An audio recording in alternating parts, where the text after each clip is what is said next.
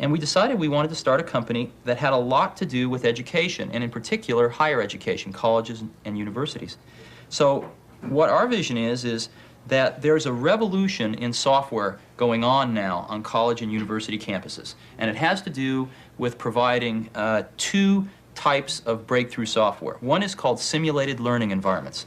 It's where you can't give a student in physics a linear accelerator. You can't give a student in biology a $5 million recombinant DNA laboratory, but you can simulate those things. You can simulate them on a very powerful computer.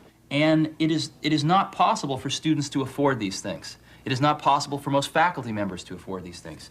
So if we can take what we do best, which is to find really great technology and pull it down to a price point that's affordable to people, if we can do the same thing for this type of computer, which is maybe 10 times as powerful as a personal computer, that we did for personal computers, then I think we can make a real difference in the way the learning experience happens in the next 5 years. And that's what we're trying to do. These come and go at the crest of the wave. I mean, you know, IBM had their day way back when they, you know, happened for September. That's when they do work. That's like a bomb run. You don't change your target when you're in the bomb run. We are going to make it or break it based on whether we can provide products to higher education and services and relationships to higher education that no one else provides. And I think we ought to spend 100% of our time thinking about that. And if we can't do that, then we ought to go broke. There needs to be someone who is sort of the keeper and reiterator of the vision. Because there's just a ton of work to do. And a lot of times, you know, when you have to walk 1,000 miles and you take the first step, it looks like a long ways. And it really helps if there's someone there saying, well, we're one step closer. You know, the goal definitely exists. It's not just a mirage out there. So in 1,001 little and sometimes larger ways, the vision needs to be reiterated. I do that a lot. There was the price one, the schedule one, the technology. and technology. Yeah. If we don't deliver this by spring '87, we're out of business. So my first priority is to make sure this damn thing is out by spring '87. I think spring can basically push out to summer, but I also hear that that is number one. Right. I guess I disagree with price being the second thing, because unless we have this technology that wows people, we're not going to have a firm foundation that people are going to buy from. And I think people are going to be a lot more flexible, saying, well, geez, this runs 3 times faster, 7 times faster than, you know, a well, computer. what's the highest we could go here? Well, what Bruce is arguing is that technology jumps ahead of the price. Well, we couldn't make this 5,000. I think they didn't say if you made it go 3 times faster, we'd pay 4,000. They didn't say that. That's right. They said if it's $3,000, it's a hot product. But they said, you're over 3,000, forget it. Yeah. That's their magic number. They've also told us that nobody else says they can do that. And they think that's a really big number. Now, whether it is or not, in reality, who knows? Whether it is or not in terms of their commitment to push us, we've established that. That's right. If we really do believe that we have to ship this by summer of '87, then how are you going to move that up? I don't think price is going to change the schedule that much. I think the real risk is in the technology. It's not in the cost. There's another option. You can go to the spring of '88. Yeah, we could. But the problem is if we do that, then the... well, wait. No, that's not the worst thing. The worst thing is the world isn't standing still. So by the spring of '88, well, we want color. You know, the technology window sort of passes us by, and all the work we've done, we throw down the toilet, we start over, and you know, since we've proved we can't do something great in 18 months, why should we believe we could do it, you know, a year later? I don't care what you say. Reality distortion is reality distortion, and it has its motivational value, and that's fine. And I think it has a very strong point and a very important value. However, when it comes to that date affecting the design of the product, that's when we get into a rut. Real deep shit, because if we are unrealistic about this date, we make design decisions that we then have to go over, reiterate, throw out, start all over again. And you told us yesterday we have a past, and unfortunately some of us can't get rid of that past.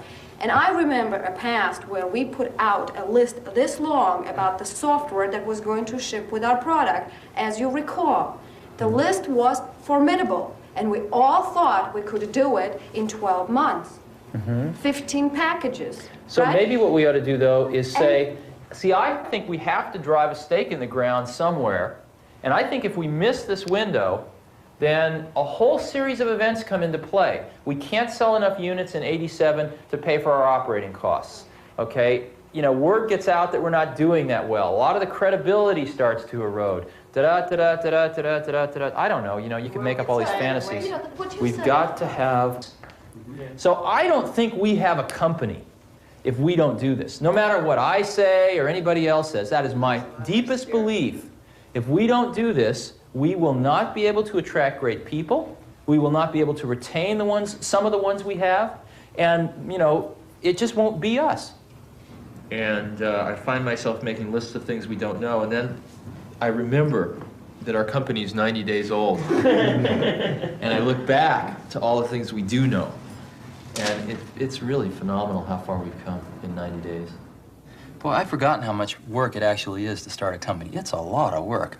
And you've got to do everything. You've got to come up with a name. You've got to come up with a logo.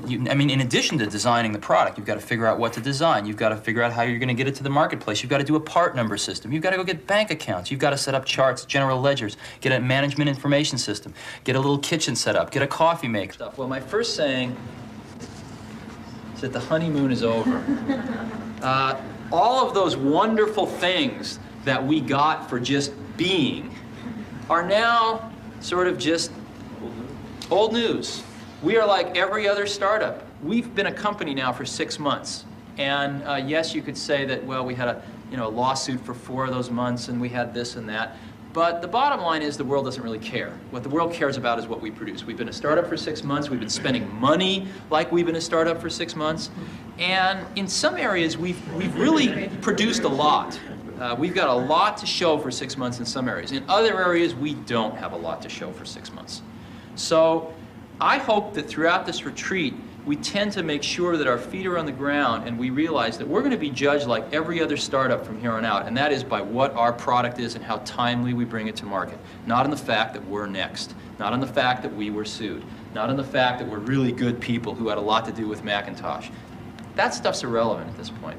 What we'd like to do is step back a minute from the point of view of what's feasible. It's totally useless, as far as I can see, to talk about how you're going to implement something unless you know what it is you want to implement. Yeah, So that's what I'm not getting. I'm not getting it from marketing. I'm not getting, a clear idea from anybody really what the features are and what is this thing that we're talking about doing. It ain't my job. And if I was him, it wouldn't be my job, it'd be your job. It isn't like this should be something new.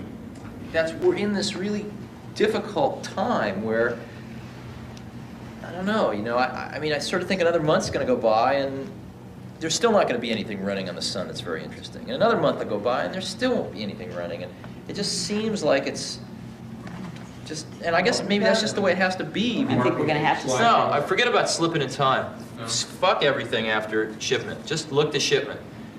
Marketing's out of line. There's too many people in marketing. Figure about $250 a month for health and life. Before we cut the facilities budget, it's $1,000. But that's not where it's going. All this Rather other than- stuff that in the final analysis, we really don't care about that much is what's costing us the money.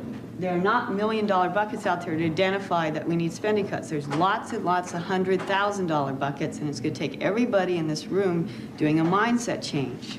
We just go out and we buy brand new Macintoshes and brand new hard disks for everybody, and it's not at all clear. I don't think we're getting great deals on that stuff. We're not scrounging.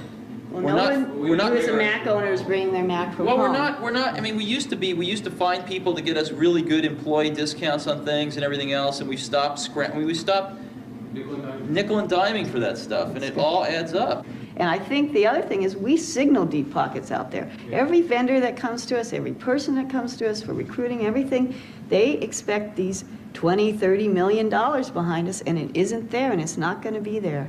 So you can kick yourself in the butt, but Now's the I time guess to change. now's the time to change. And one of the things I don't see is, I don't see it myself, I don't see it in enough of the rest of us, is I don't see that startup hustle. In other words, if we zoom out at the big picture, it would be a shame to have lost the war because we won a few battles. And I sort of feel like I and some of the rest of us are concentrating too much on the smaller battles. We have to keep And we're not keeping the war in perspective. And the war is called survival. The war is called not run out of money until we get our product on the market. Steve Jobs had built a major company by the time he was 28. According to some, he had even created the personal computer industry. In any event, he was a wealthy man and was acknowledged as a master entrepreneur. What is it that drives him at age 31 to begin all over again? Part of the answer seems to be his need to feel that he is contributing to history. I felt it the first time when I visited a school. It was like had third and fourth graders classroom one time, and they had a whole classroom full of Apple IIs, and I spent a few hours there, and I saw these third and fourth graders growing up completely different than I grew up because of this machine. And what hit me about it was that here was this machine that very few people designed, about 4 in the case of the Apple II, and then they gave it to some people that didn't know how to design it, but they knew how to make it, to manufacture it.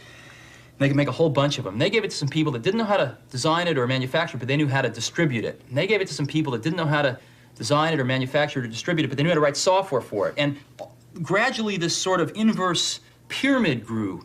And when it finally got into the hands of a lot of people, it blossomed out of this tiny little seed. And it seemed like an incredible amount of leverage. And it all started with just an idea. And here was this idea taken through all of these stages, resulting in a classroom full of kids growing up with some insights and some fundamentally different experiences, which I thought might be very beneficial to their lives because of this germ of an idea a few years ago. And that's an incredible feeling, to know that you had something to do with it, A, and B, to know it can be done, to know that you can plant something in the world and it'll grow and change the world ever so slightly. Whether NeXT can be a viable business is something only time will tell. But Steve Jobs' passionate commitment to his vision is clear. And his certainty that it can be achieved and is worth achieving is a conviction to be observed in all successful entrepreneurs.